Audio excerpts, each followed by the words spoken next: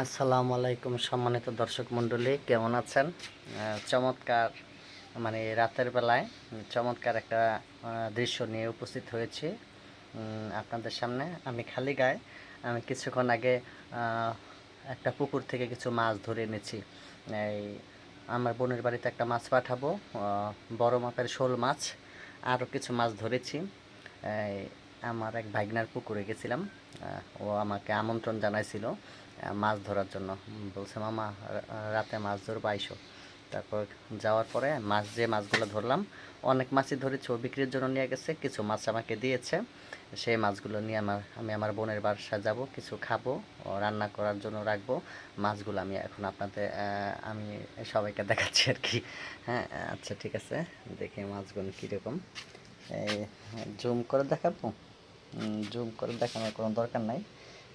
এমনি মাছগুলা খুব খুব বড় মাপের মাছ। এই যে এটা হচ্ছে শোল মাছ। এই যে এটা শোল মাছ, খুবই বড় মাপের। জুম করে দেখানোর কোনো কিছুই নেই।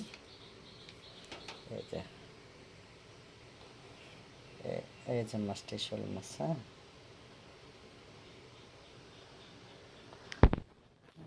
দেখাচ্ছি।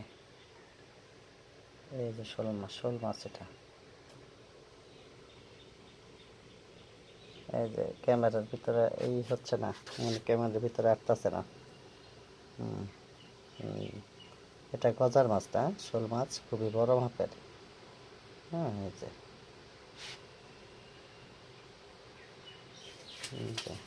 নড়াচড়া করতেছে। হ্যাঁ, খুবই বড় মাছ, শোল মাছ। এবং আরও মাছ আছে। সেই মাছগুলো হচ্ছে খুবই চমৎকার। এই যে এই শোল মাছ, একটা ছোট শোল মাছ মারা গেছে। তারপরে এই যে একটা আছে বড় মাপের শিং মাছ। এই যে শিং মাছটা বড় মাপের। শিং মাছটা বড় মাপের। একটা বোয়াল মাছ আছে, বোয়াল মাছটা মারা গেছে।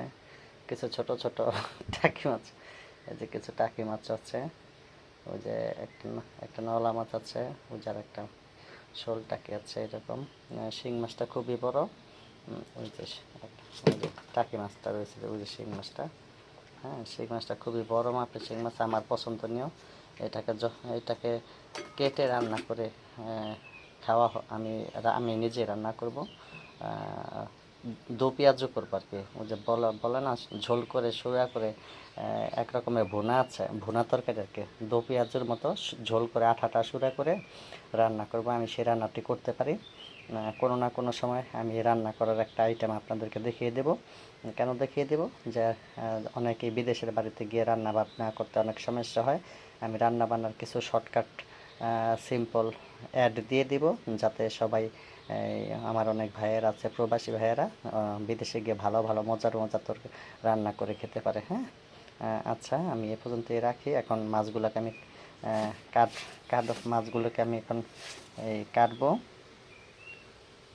ওদেরকে এখন আল্লাহর নাম নিয়ে বিসমিল্লাহ বলে ওদেরকে জবাই করব। জবাই না করলে তার খাওয়া যাবে না। তো মাছগুলো কেমন লেগেছে? দেশি মাছ। এই মাছগুলোতে খুবই পুষ্টি সম্পন্ন থাকে, খুবই শক্তিশালী। রাখি। আসসালামু আলাইকুম রহমতুল্লাহ। পরবর্তীতে আবার কিছু দেখাবো।